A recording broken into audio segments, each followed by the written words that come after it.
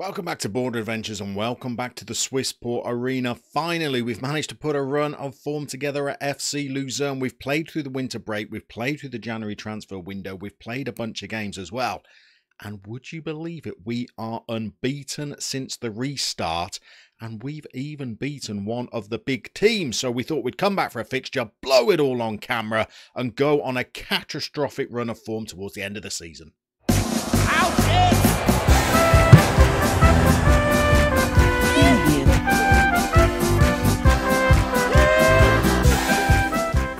So we are not used to runs of form like this in Switzerland since we left you, where we drew 0-0 with Sion. We've played through the winter break. We had some mixed results in our friendlies, but by the time we got to the last couple of games, we'd settled on a formula. We took it into our league campaign, and we kicked off after the restart with a 5-0 victory against Servette, a hat-trick for that young Italian Petrelli. Teams are sniffing around him, as are the Italian national squad. He was on the score sheet again as we beat St. Gallen 2-0.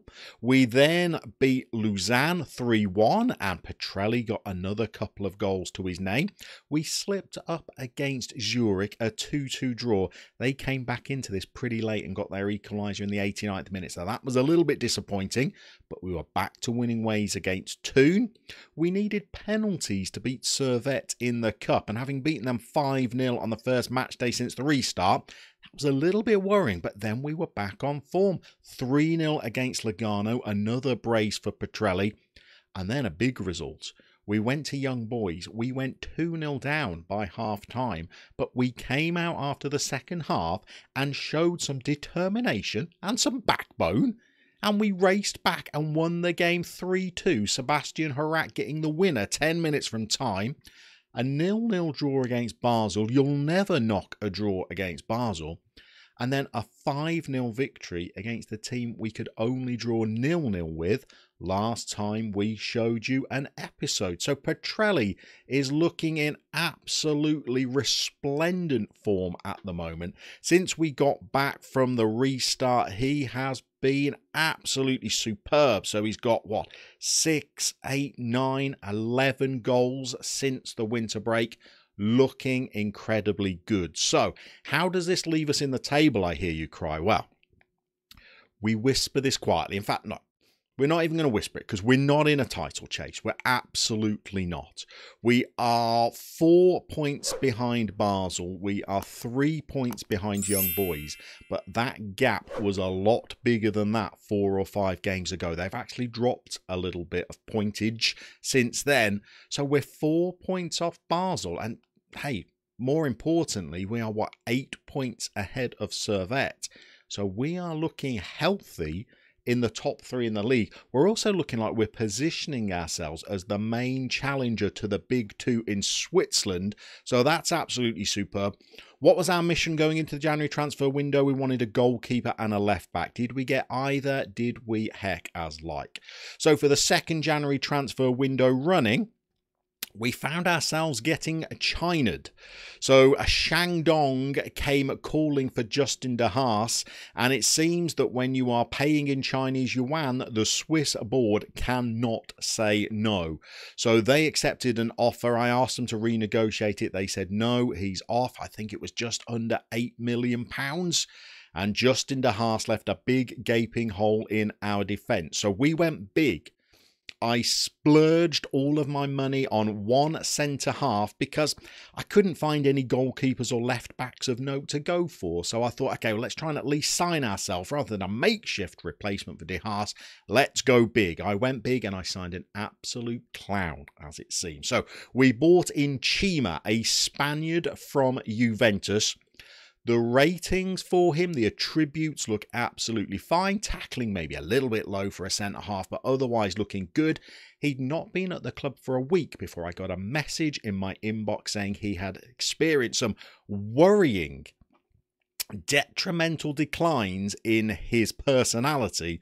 I click on him and he's now unambitious. I'm not sure what his personality was when I signed him, but it certainly wasn't a negative one. So I beckoned him in the office and I said, come on, kid, you've been here less than a week. How come you're not showing any ambition anymore? And he flew off the handle. How dare you speak to me like this? I can't believe you've had the audacity to call me in and raise this matter. So we weren't on speaking terms for a little bit. He seems to have settled down a little bit, but I don't give second chances. He is dead to me. We are making use of him because we've spent so much money on him. He's a record signing for FC Luzern, but he's made us look an absolute fool, and the first opportunity to sell him we surely will. Now, for just £89,000, we bought in another central defensive option, Thomas Muesli. He is not without his own areas of weakness. He's a little bit on the tiny side for a centre-half. I don't mind playing a 6-foot centre-half if they are electrically quick. He is not. So he's playing there at the moment, and he can get beaten in the air quite frequently, but his tackling is fantastic. His bravery is brilliant. The bravery of 19 and the aggression of 12, when you compare that to what Justin Haas had, aggression of 6 and bravery of 10. I think that's why De Haas was sometimes bottling it out of challenges and leaving us exposed. So for £89,000, Thomas Muesli is looking like an absolute snip, but we are retraining him to play as a ball-winning defensive midfielder, because that might just help cover up his lack of height a little bit. A ball-winning defensive midfielder, I hear you cry. Is that part of the tactic? It surely is part of the tactic. So we're playing the same formation, but we've tweaked it a little bit. No more Segundo Volantes. We're playing a ball-winning midfielder just in front of the back four alongside the Otter, who is an absolute velvety smooth defensive midfielder. We've got a 30 million release clause for him. I think during the summer, some teams might start testing that. We've changed these inside wingers out wide to just conventional wingers. They're both trying to get to the byline and cross it in. We've changed the advanced playmaker to an attacking midfielder, although we have given him some of his own personal little attributes, like trying to shoot a little bit more often and roam from his position a little bit, just to allow him a little bit more creativity. But this is pretty much the team that we are sending out today. Chima has gone and got himself suspended, but him and I don't even look each other in the eye anymore. So let's get out into today's game against Lausane. Now, they're not the easiest of opponents. Lausane, I think, beat us 5-1 on the second match day of the season. But we don't just want to come back and try and show you an easy win because we're on a good run of form. Let's test the boys out. They're unbeaten since the restart. So today, they are, well, they've got a little bit of a point to prove to the YouTube cameras. So we've been on a good run. Go out and impress me. They are surely going to lose 4-1, 4-0 today. Von Ballmoose will do something absolutely ridiculous. We scoured the world looking for a goalkeeper. Anybody with thumbs we were looking for. Couldn't find anything that would be an improvement.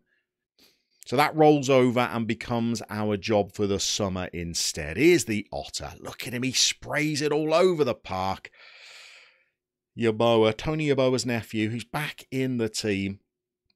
Again, right wing, if we're going to play with wingers. We've switched the Bobster over to the other side now. So maybe right wing's another area where we're not as strong as we are in other areas of the park. Here's the Muesli. As we said, he gets beaten in the air, but he's a good tackler. Dogged, determined little player. Here's the Otter. It's what the Otter does now. Gets his goal in early, then he just drifts around on his back, breaking clams with his claws. He is. Well, Petrelli's good, but the Otter might just be the best player we have in this squad. Picks up the ball on the edge of the box, strides forward, never in doubt. Thumps it home, we're off to a flyer. That also pushes us up to second in the table. That's a little bit deceptive, though, because teams in Switzerland rarely play at the same time. So young boys probably are not in action, but we certainly are. The highlights are underway again. So we're closing down their keeper.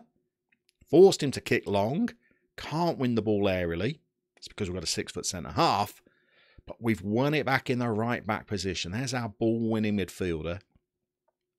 Our attacking little right-back, Prieto. Petrelli's there. Oh no, it's Carmona. He's gone through. Can't get the ball to his mate though. Highlight continues. There's Changai, another player that a lot of teams are sniffing around. In the summer, I think we'll be fighting off bids for him. The Bobster's through. not the strongest effort from the Bobster, but look at those possession stats. Whew, 70%. Goodness me, a rarity for FC Luzern. We're still looking to be pretty strong on the counter-attack.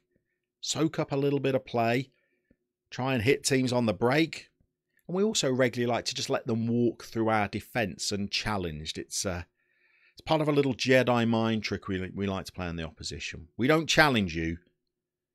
We force you to decide whether maybe the referee might have stopped play because we are defending so passively.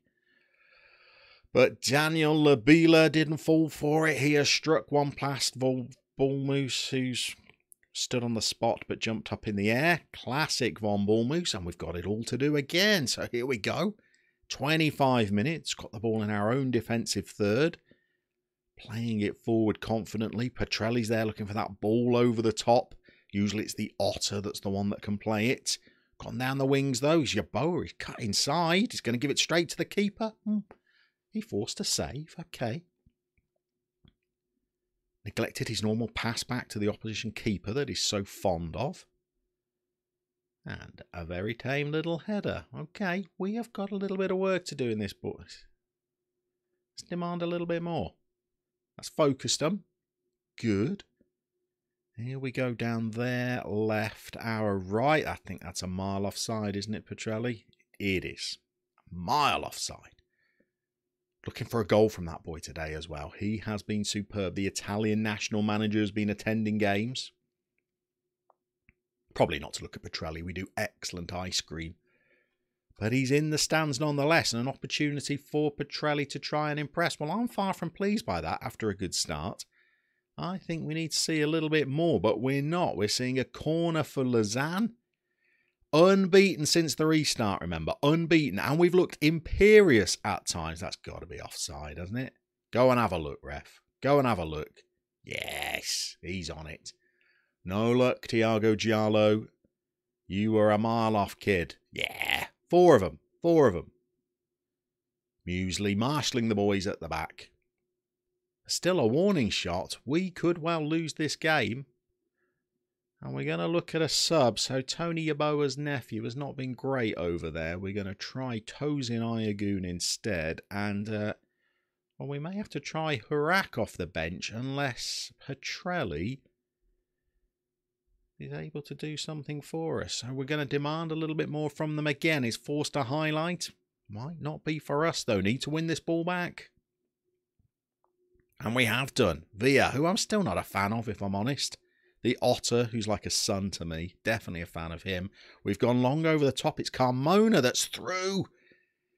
He has struck it through the keeper. I think it was straight at him and he moved out of the way. Very gentlemanly. Thank you very much. And Mike Carmona has scored his 3rd of the season. Bobster's gone over the top. He's making that run from deep. And the goalie has just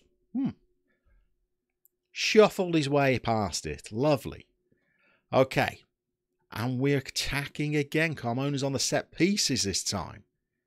They've thumped it clear. Villa, who you leave back from corners. He's an absolute liability.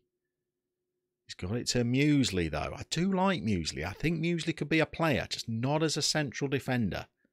So we're going to work on him over the summer. There's the Bobster. It's the player we bought on Ayagun. Get it across. It's unconventional, but the Bobster is in. We are 3-1 up. Petrelli has not been at his best. We're going to throw on Sebastian Hurak, who is a very able deputy. When we signed him, he was a German under-19 international. He's switched allegiances now. He's in the Swiss under-21 setup. Great cross. Nice cushion volley. The Bobster enjoying life over on that left wing now. That's starting to look a little bit better. Well, it was looking a little bit better. And then Giallo has... He has lobbed Von Bullmoose with a header. And I'm pretty sure he's lobbed Von Bullmoose when Von Bullmoose was, well, quite close to his own line. Ah, yes. Classic FM goalkeeping. Not getting on very well with Von Bullmoose. I think we might need another goal here. And we've got one. It's Tanguy. What's he on now? 5th of the season. All I think have come from set plays for Tanguy. He is a threat up there. And it's 4-2. Well, the game has come to life a little bit since half time, hasn't it? 4-2. Maybe it's time to just drop this down to balanced a little bit. Try and play on the break. There's Muesli. Winning a header. Well done. He's very cool and calm back there. Don't give it to that clown, though. Here he goes. Hearts in the mouth when Von Bournemouth has got the ball at his feet. Or near his hands, to be honest. He's really not that secure. Corner one. Van Hork. Van Hork? Just Hork. Sebastian Hork, isn't it? And the game's quieting down a bit. That's good. We dropped it to balanced because well, we don't want to be defending for our lives in the last few minutes. We could still be if they put this set piece away, though. What are they doing there? Well, Van Bournemouth has got an elbow on one. Okay. Blow up ref. Blow up ref. There we go. We've won a game on the cameras.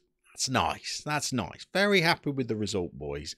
And in the second half, at least, you played pretty well. So there we go. Up to second in the table. Basel won again. 1-0 victory over Toon. We have now gone level on points with Young Boys, but they do have a game in hand. But that gap between us and Servette is what matters. Now, we're going for third place in the league. That would be a Europa Cup qualifying spot. But so would winning the Swiss Cup. And we've made our way to the semi-finals where we've got a game against Basel.